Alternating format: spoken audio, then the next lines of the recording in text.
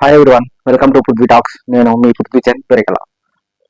2019 సంవత్సరంలో ఒక చారిత్రాత్మక విజయాన్ని చూసిన తర్వాత 2024 ఎలక్షన్లో ఒక చారిత్రాత్మక ఓటమిని కూడా చూడాల్సి వచ్చింది వైఎస్ఆర్సీపీ పార్టీ. అయితే ఇప్పుడు 2029 ఎలక్షన్ లక్ష్యంగా ఎటువంటి స్ట్రాటజీలు తీసుకుంటున్నారు, 2029 ఎలక్షన్లో గెలవడానికి జగన్ గారు ఎటువంటి మాస్టర్ ప్లాన్ వేస్తున్నారు, అసలు 2029 సంవత్సరంలో కూడా ఈ టీడీపీ, జనసేన, బీజేపీ కూటమి అనేది ఉంటే జగన్ గారిని మరలా ఓడించొచ్చా, లేదా జగన్ గారు కూటమి ఉన్నా కానీ జగన్ గారు సింగిల్ గా పోటీ చేసి గెలుస్తారా లేదా అనేది డీటెయిల్ గా చూద్దాం.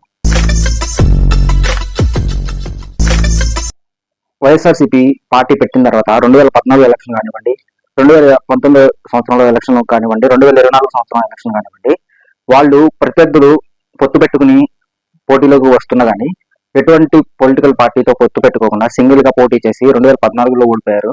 ఆ తర్వాత 2019లో సింగిల్ గా పోటీ చేసి 151 స్థానాలను చారిత్రాత్మక విజయాన్ని సాధించారు. అలాగే 2024 సంవత్సరంలో కూడా సింగిల్ గానే ఎలక్షన్లోకి వెళ్ళి ఒక చారిత్రాత్మక ఓటమి అనేది వైఎస్ఆర్సీపీ అనేది రుచి చూచింది అని మనం చెప్పుకోవచ్చు. ఎందుకంటే ప్రస్తుతం జరుగుతున్నటువంటి రాజకీయ పరిణామాలు గత వైఎస్ఆర్సీపీ ప్రభుత్వంలో ఉన్నప్పుడు వాళ్ళ మీద నెగిటివిటీని క్రియేట్ చేయడంలో అప్పుడు ఉన్నటువంటి జనసేన కానివ్వండి, టీడీపీ కానివ్వండి, వీళ్ళు ఎక్కువ నెగిటివిటీని వాళ్ళ మీడియా ద్వారా కానివ్వండి, సోషల్ మీడియా ద్వారా కానివ్వండి ప్రజల్లోకి తీసుకెళ్లగలిగారు.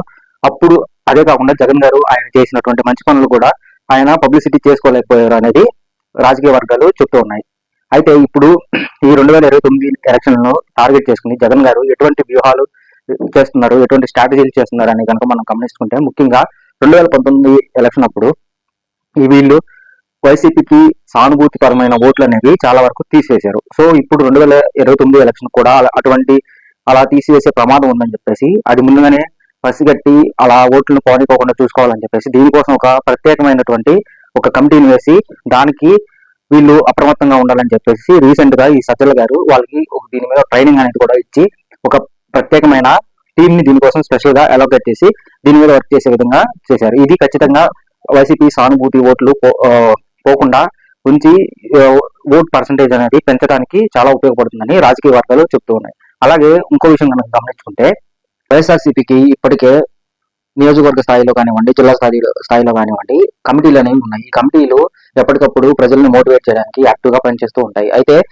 ఇవి మాత్రమే కాకుండా రీసెంట్ గా జగన్ గారు ఒక ఇనిషియేటివ్ అనేది చేశారు. అదేంటంటే ఈ మండల స్థాయిలో అలాగే గ్రామ స్థాయిలో కమిటీలు వేసి ఈ కమిటీలతో పాటు ఒక వీటికి సబ్ కమిటీలుగా ఒక 7 కమిటీలు, అంటే మహిళలు, టీచర్స్, విద్యార్థులు, అలాగే యువత, రైతులు, కార్మికులు, అలాగే సోషల్ మీడియా వంటి ఒక సబ్ కమిటీలని వేసి వీటిని మెయిన్ కమిటీలకు అనుసంధానం చేసి ఈ మెయిన్ కమిటీలు ఏవైతే గ్రామ స్థాయిలో అలాగే మండల స్థాయిలో ఉన్నటువంటి కమిటీలని డైరెక్ట్ గా అధిష్టానానికి దగ్గరగా చేస్తూ ఒక కమిటీలు అనేది డిజైన్ చేశారు. వీటి ద్వారా వీళ్ళ యొక్క డేటా అంతా ఎవరైతే ఇప్పుడు ఈ కమిటీలో ఉంటారో వీళ్ళంతా వైఎస్ఆర్సీపీకి సంబంధించిన రిజిస్టర్ కార్యకర్తలు అని చెప్పేసి ఈ డేటా అంతా జగన్ గారి దగ్గర ఉంటుంది. ఫ్యూచర్ లో వైఎస్ఆర్సీపీ గెలిచిన తర్వాత వీళ్ళు ఎవరైతే ఇప్పుడు ఈ కమిటీలో ఉంటారో వాళ్ళకు ప్రత్యేకమైన ఒక గుర్తింపును అనేది గెలిచిన తర్వాత కల్పిస్తామని చెప్పేసి వైఎస్ జగన్ గారు రీసెంట్ గా చెప్పే ఈ ప్రాసెస్ అనేది డిజైన్ చేశారు. అయితే కేవలం ఈ ప్రాసెస్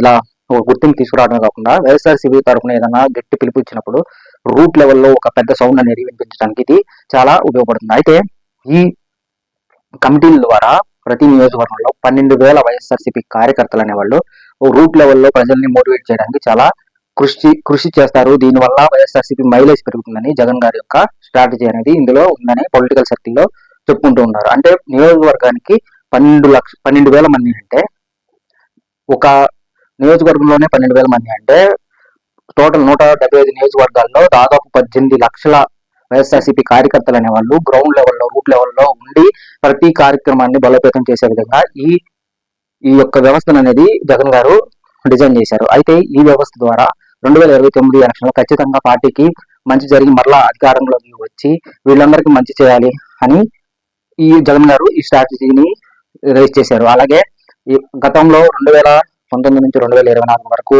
వాళ్ళు వైఎస్ఆర్సీపీ వాళ్ళు ఏవైతే మంచి పనులు చేశారో అవి బలంగా ప్రజల్లోకి ఇప్పుడు తీసుకువెళ్ళి అప్పుడు ఏవైతే జగన్ గారు చేశారో ఆ పథకాలకే ఇప్పుడు నేమ్ చేంజ్ చేసి ప్రస్తుతం ఉన్నటువంటి కోర్టు గవర్నమెంట్ అనేది చేస్తుంది.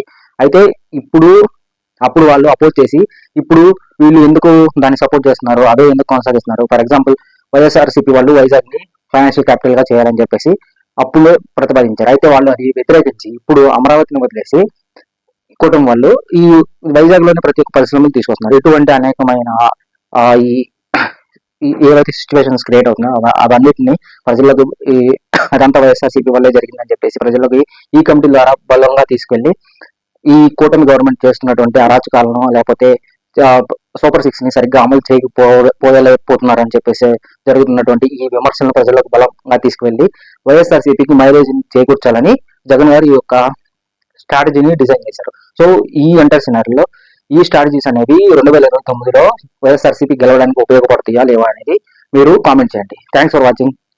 Will meet in next video. Signing off Prithvichand Perikala.